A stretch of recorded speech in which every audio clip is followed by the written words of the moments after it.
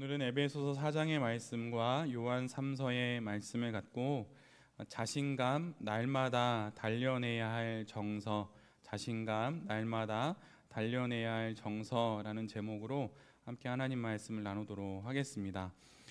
지난주에 우리 모두는 자신감에 관련된 말씀을 나누었습니다. 자신감이라고 하는 것은 세상에서 이야기하듯 어떤 심리학자들이 논하거나 아니면 뇌과학자들이 논하거나 하는 그런 내용이 결코 아닙니다. 사실 그것보다 훨씬 더 깊게는 하나님을 믿는 성도들이 마땅히 가져야 할 거룩한 정서입니다. 그래서 지난주 설교 제목처럼 자신감이란 단단한 믿음이라고 말씀을 나누었어요.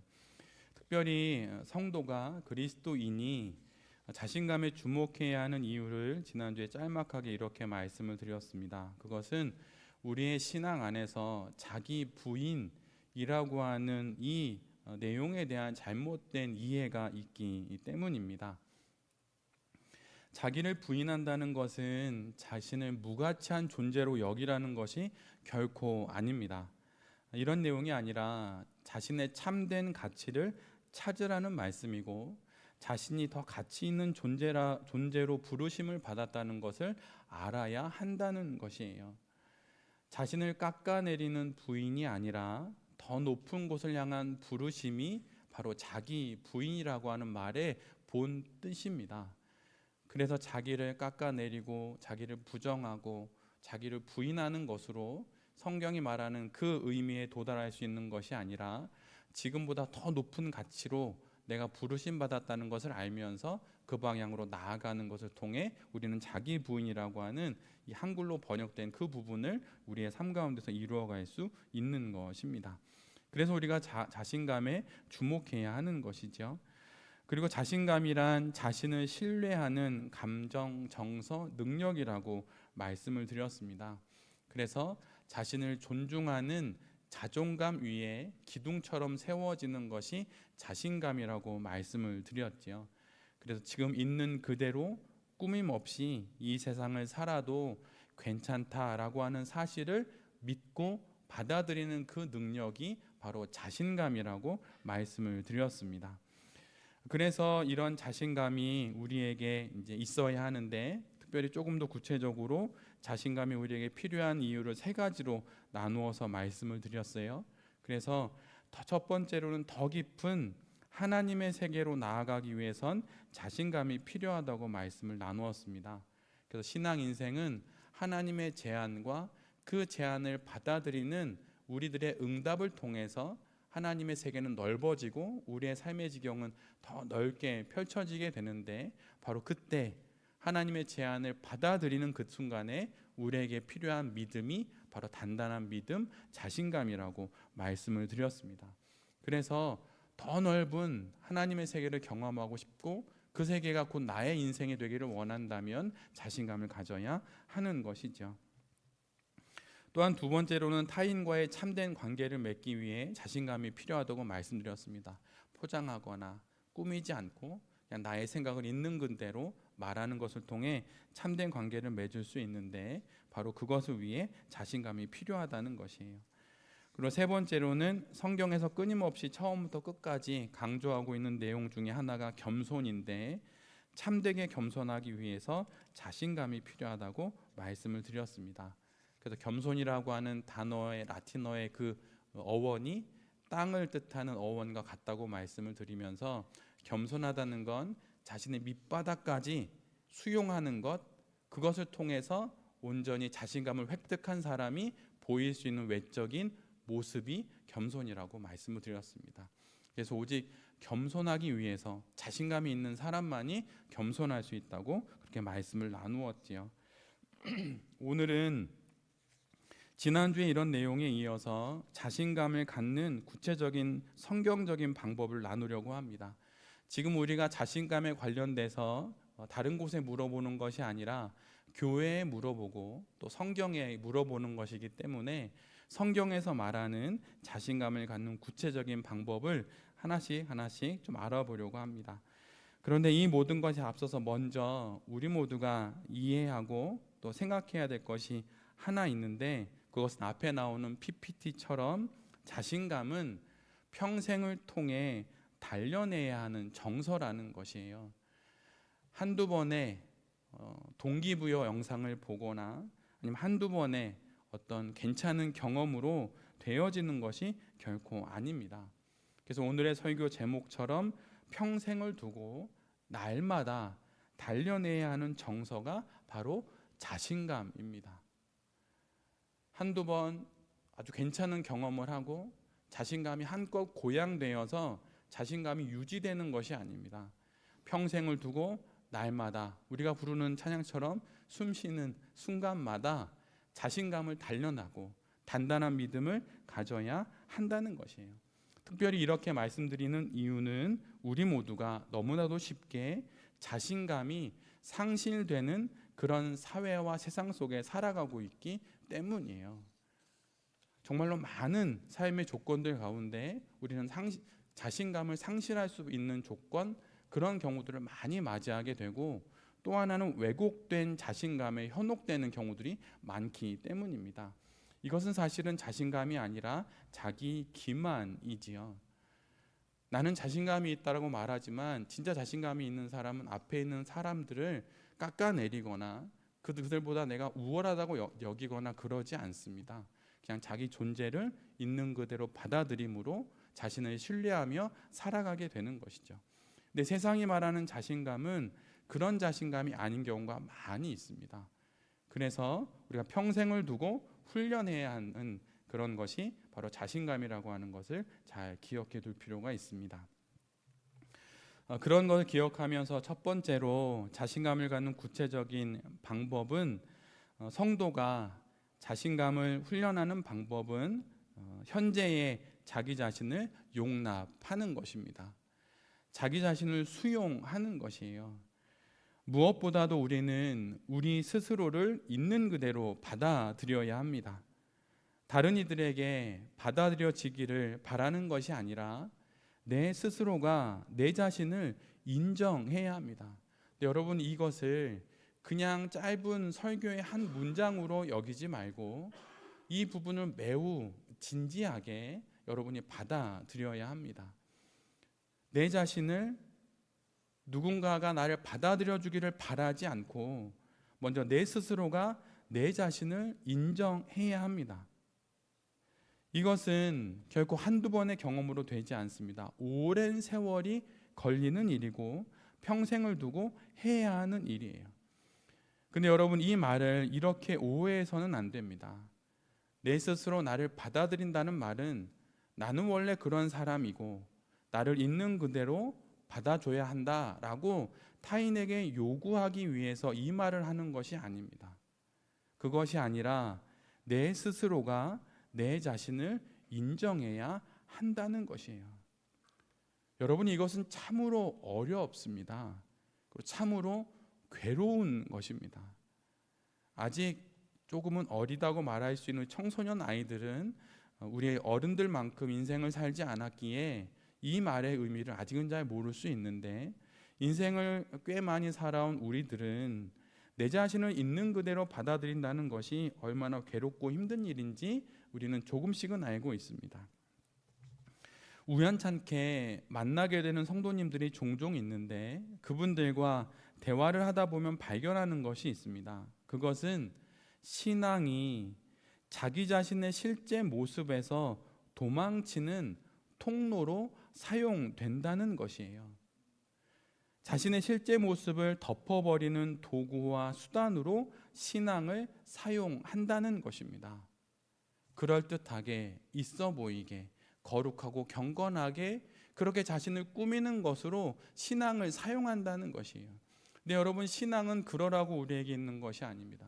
신앙은 우리의 민낯을 있는 그대로 하나님 앞에 드러내고 자기 자신에게 다 드러내고 난 이후에 그 모습을 그대로 받아들이기 위해 바로 신앙이 있는 것이에요.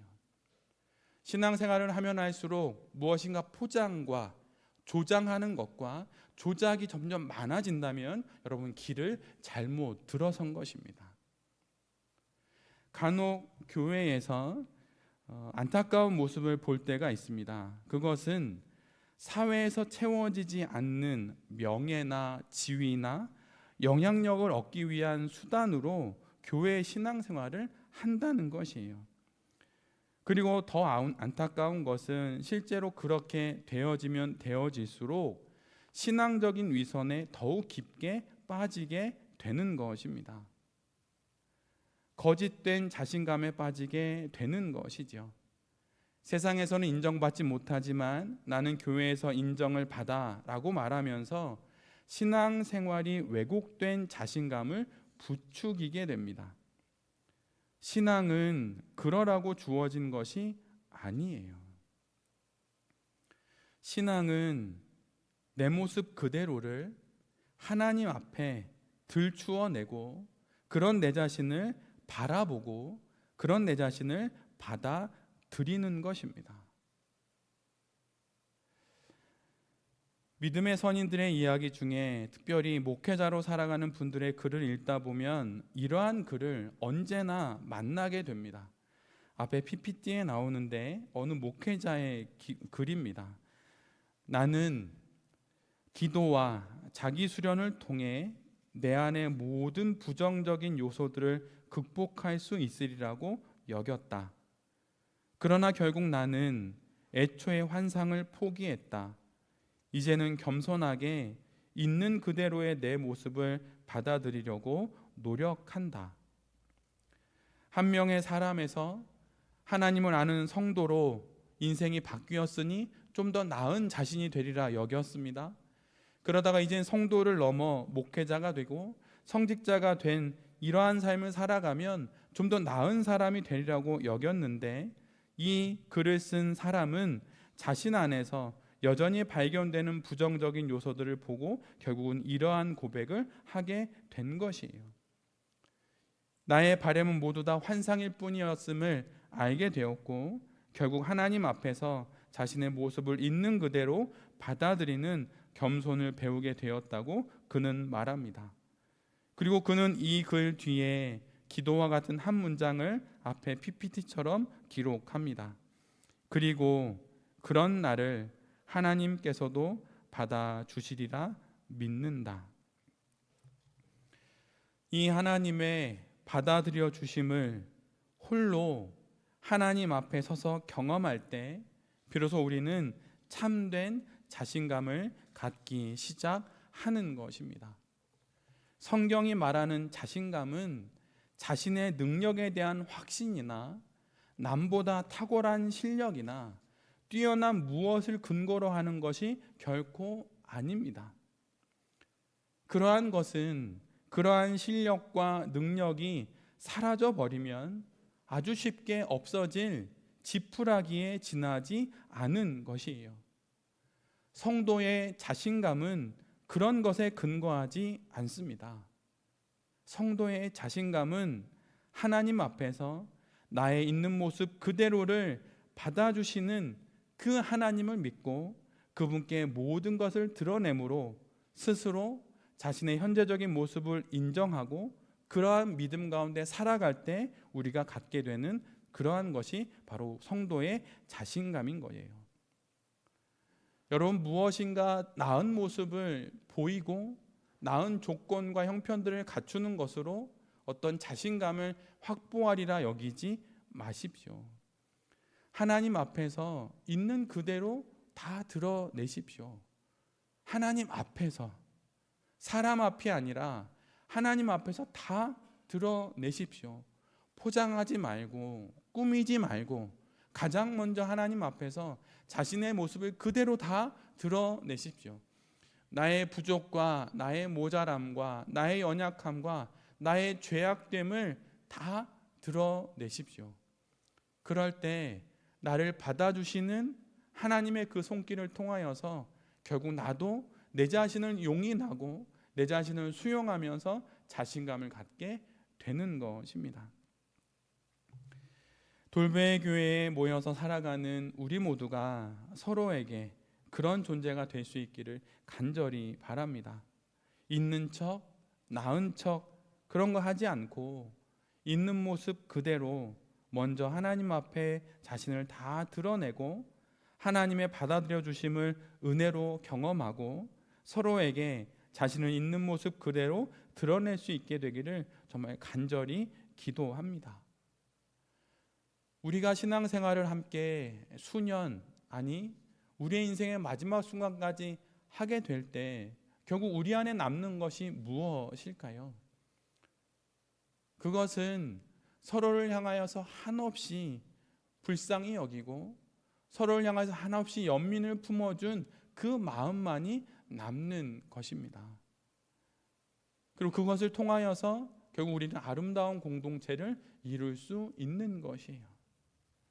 우리 공동체가 이후로 어떤 모습이 될지는 모르겠습니다. 그러나 우리 공동체가 아무리 많은 인원이 모여서 커진다 하더라도 우리 공동체에는 서로를 불쌍히 여기고 서로를 연민하는 마음만 있다면 따뜻한 하나님의 가정이 될 수 있을 것입니다. 있는 척, 낳은 척, 무엇을 가진 척 그것으로 인정받으려 하지 말고 나의 연약함이 받아들여지는 것으로 감사하면서 이 공동체 안에서 정말 우리 모두가 하늘로부터 비롯되는 그 자신감을 갖고 잘 살아갈 수 있게 되기를 간절히 바랍니다. 그대 자신에게 이르러야 하나님께 이를 수 있다, 이런 제목의 시를 지난주 중에 읽게 되었습니다. 오래전 믿음의 사람인 클레르보의 베르나르도가 쓴 시인데 짤막한 시를 앞에 나오는 PPT로 여러분도 마음으로 읽어보셨으면 좋겠습니다.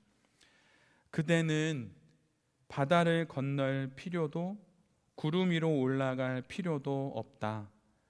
알프스 산을 가로지를 필요도 없다. 그 길은 멀지 않다. 그대 자신에게 이를 때 하나님께 이를 수 있다. 이 기도처럼 있는 그대로의 내 자신에게 이르게 될 때 결국 우리는 그곳에서 하나님께 다다를 수 있는 것입니다. 내 자신의 있는 모습 그대로를 여러분 받아들이십시오. 하나님 앞에서 꼭 반드시 내 자신의 있는 모습 그대로를 받아들이십시오. 현재의 나의 외모, 현재의 나의 재정적인 상황, 현재의 나의 학벌, 현재의 나의 건강 상태, 현재 내가 맺고 있는 관계, 그 모든 것들을 여러분 그냥 받아들이십시오.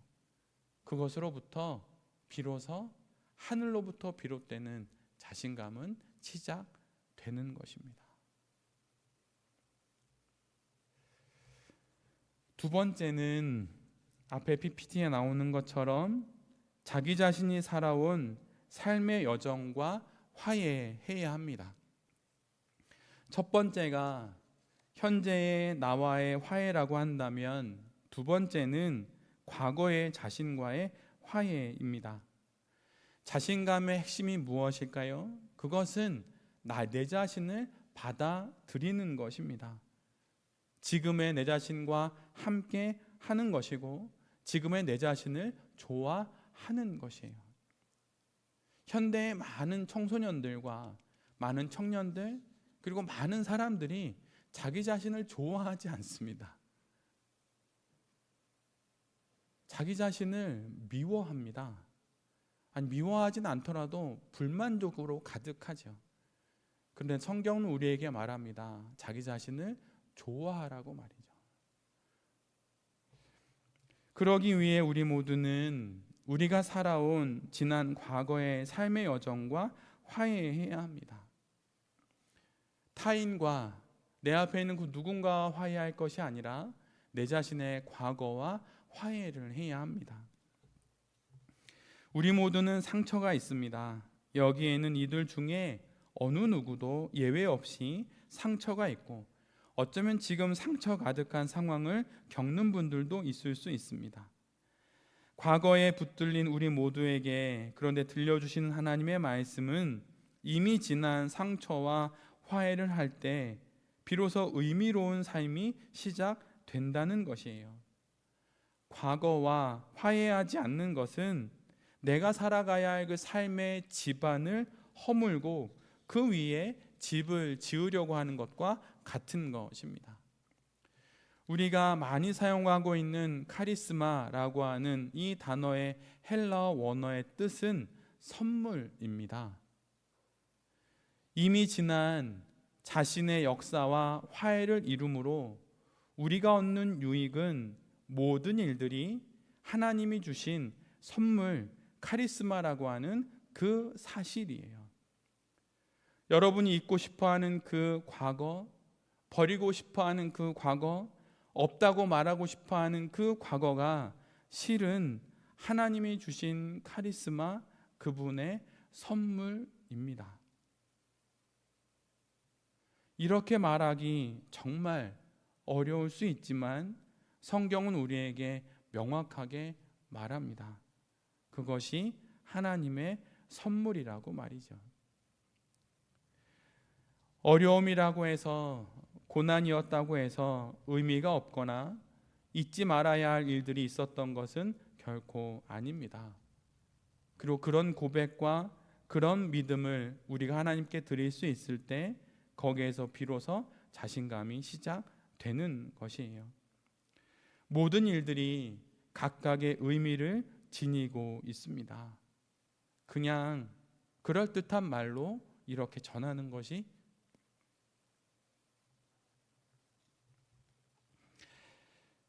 아닙니다.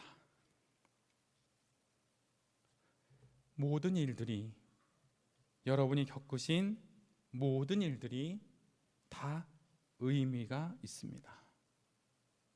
그것을 하나님 앞에서 고백하고 시간 속에서 알아가면서 이미 지나 우리의 과거가 되어버린 그 모든 일들을 하나님의 의미가 담긴 일들로 받아들일 때 우리는 비로소 거기서부터 자신감을 갖기 시작하는 것이에요.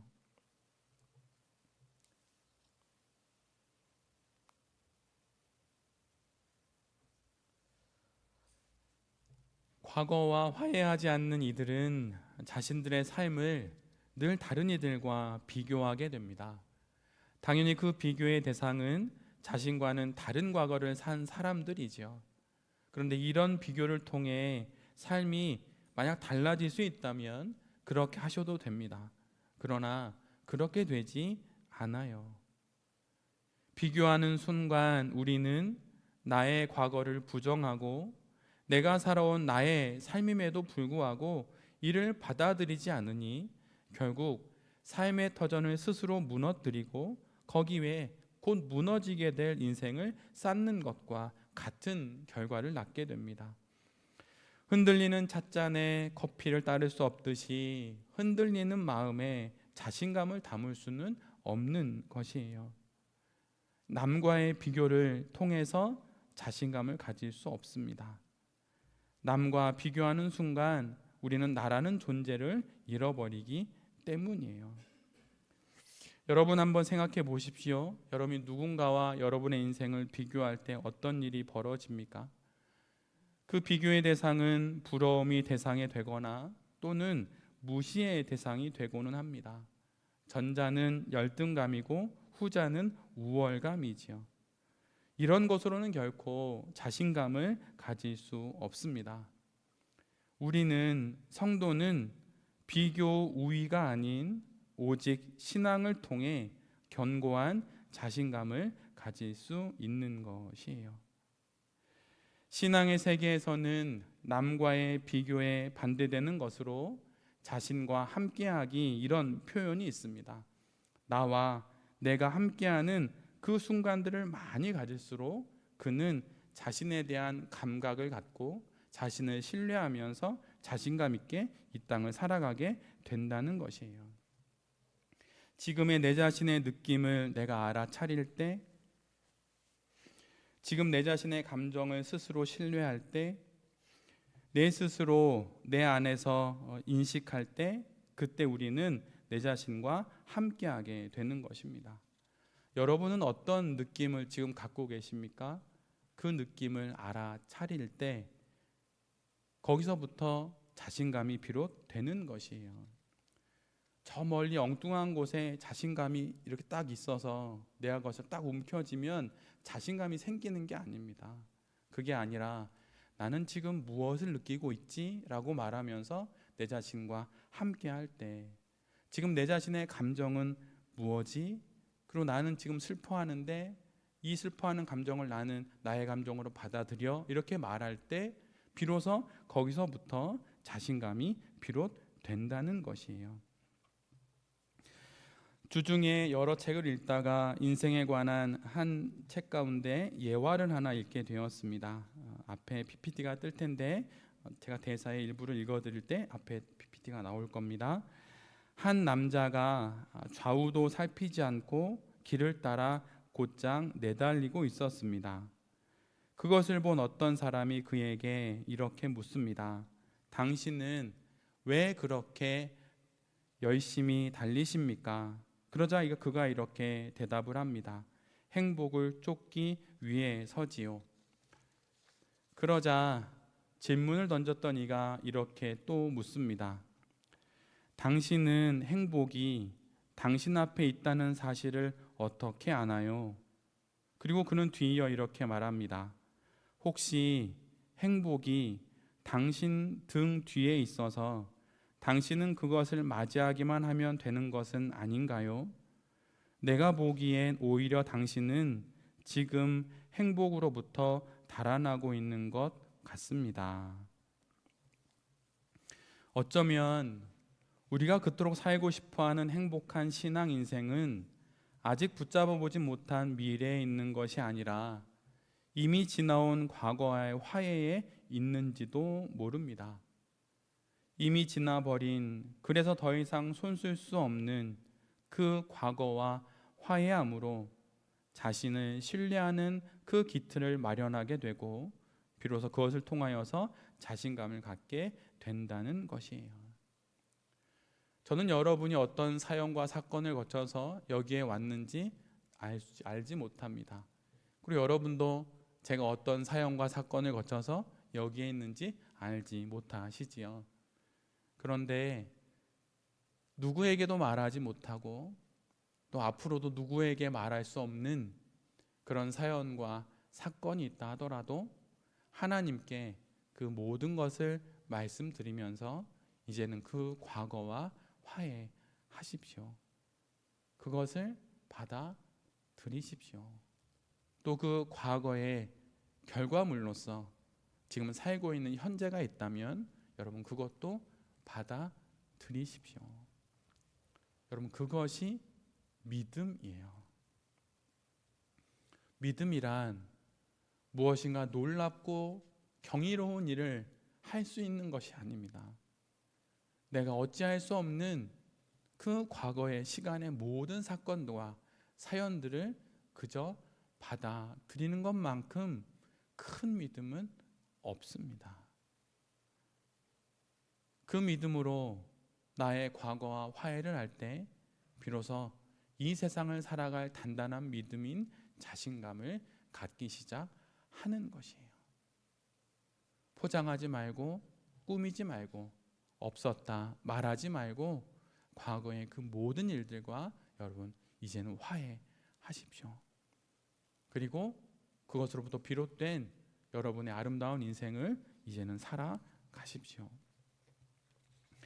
마지막 세 번째는 하나님 신뢰의 감각을 회복하고 점점 키워가는 것입니다. PPT 한번 보여주시겠어요? 하나님 신뢰의 감각을 회복하고 점점 키워가는 것입니다. 여러분 믿음이 무엇일까요? 믿음이란 한번 획득되어진 고정된 그 무엇이 아닙니다. 여러분 믿음은 생명이에요. 말하자면 생명이 담긴 겨자씨와 같은 것이 믿음입니다. 그래서 하나님에 대한 신뢰의 감각인 믿음을 키워가면 이는 결국엔 어떤 열매를 맺게 되냐면 자신에 대한 신뢰의 감각을 키워가는 결과를 낳게 됩니다. 하나님에 대한 신뢰는 우리 자신에 대한 신뢰의 뿌리가 되기 때문이에요. 소위 자신감을 이루기 위한 세 가지 삼각대와 같은 것이 있다고 말합니다. 그것은 다 신뢰라고 하는 단어가 붙는데 거룩한 영혼이 자신감을 갖기 위해선 타인에 대한 신뢰, 자기의 능력에 대한 신뢰, 그리고 자기가 살아가는 세상에 대한 신뢰, 이 세 가지가 마치 삼각대처럼 성삼위일체처럼 그의 영혼에 자리할 때 그가 이 땅을 살아갈 자신감을 갖게 된다고 말을 합니다. 근데 여러분, 우리에게 있어서 가장 큰 타인이 누구입니까? 그것은 바로 하나님입니다. 하나님, 우리에게 있어서 정말 절대적인 타인인 그분에 대한 신뢰를 가질 때 우리는 비로소 나를 신뢰할 수 있게 되는 것이에요. 그리고 여러분, 우리가 살아갈 이 세상, 이 인생에 대한 신뢰를 가질 때 그것이 우리의 인생의 터전이 되어 우리가 우리에 대한 자신감을 갖게 되는 것입니다. 그리고 지금 내가 나의 신앙 인생 속에서 지금까지 갖게 된 이 삶의 능력과 실력과 형편을 그냥 받아들이는 믿음을 통해 자신의 이 능력을 신뢰함으로 우리는 자신을 향한 신뢰감인 자신감을 가질 수 있게 되는 것이에요. 그런데 가장 중요한 것이 무엇이겠습니까? 그것은 바로 전적인 타자인 하나님에 대한 신뢰입니다. 하나님에 대한 신뢰를 경험하면서 결국은 자신에 대한 신뢰를 회복하게 되고 하나님에 대한 신뢰를 조금씩 쌓아가면서 결국에는 하나님에 대한 신뢰 위에 쌓여가는 자신의 인생, 자신에 대한 신뢰를 갖게 되는 것입니다. 이것이 바로 이 땅을 살아가는 그리스도인들이 자신감을 가져가는 방법인 것이에요. 여러분, 하나님을 정말로 신뢰하십니까? 여러분, 더 많이 주님을 신뢰하십시오. 그러면 그 신뢰를 통해 이 땅을 살아갈 내 자신을 신뢰하는 그 자신감들은 더 많이 쌓이게 될 것이고 그것을 통하여서 우리가 겪게 되는 수많은 삶의 일들을 헤쳐가며 결국은 아름답게 이 땅의 삶을 살아갈 수 있게 되는 것입니다. 자신감은 우리에게 허락된 인생 속에 끊임없이 훈련하고 단련해 가야 할 정서입니다. 제일 먼저는 자신을 있는 그대로 받아들이는 것이에요. 현재의 자기 자신과 화해하고 자신을 용납하는 것입니다. 그리고 두 번째로는 자기 자신이 살아온 지난 과거의 삶과 화해하는 것입니다.